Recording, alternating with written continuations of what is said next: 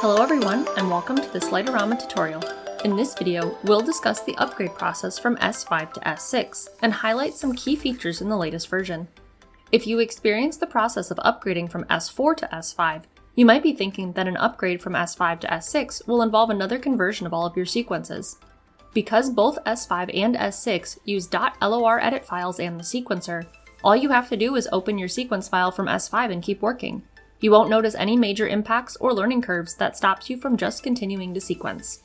You may notice new features, however, as you work, most notably the fact that you can now see an icon preview of the motion effects used instead of gray and white bars, and multiple new motion effects were added to the generator.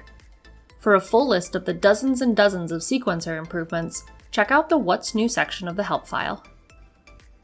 The real reason to upgrade to S6 is the control panel, whether you're just using traditional lights or have a full pixel display. This new program is a game changer for testing and scheduling during the season.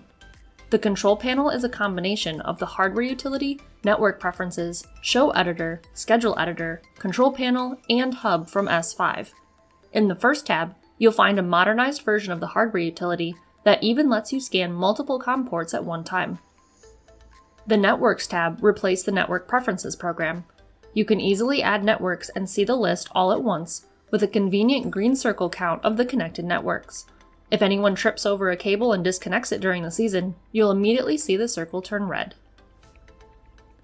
In the Test Lights tab, you'll find that the days of having to memorize connections when turning on your channels in the hardware utility are over.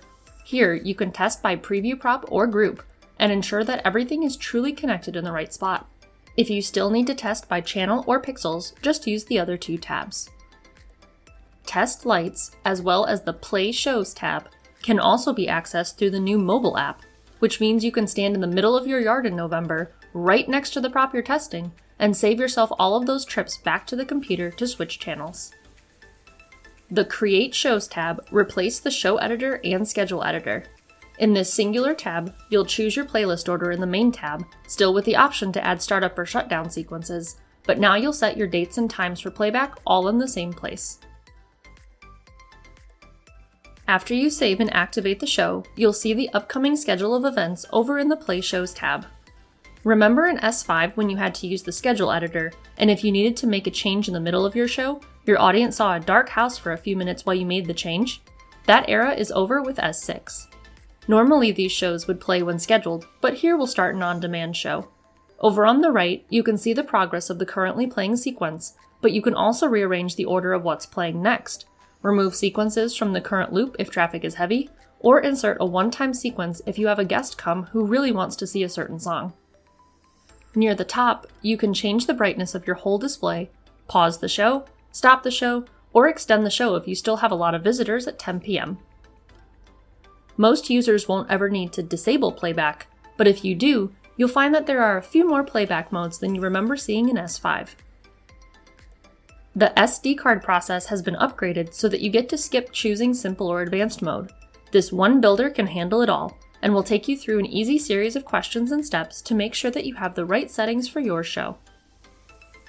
Remember the mobile app from earlier?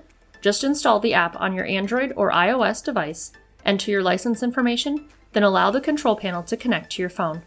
Add that extra level of Christmas magic with S6 when a child requests their favorite song up next, and you can make it happen from your cell phone when standing next to them across the street.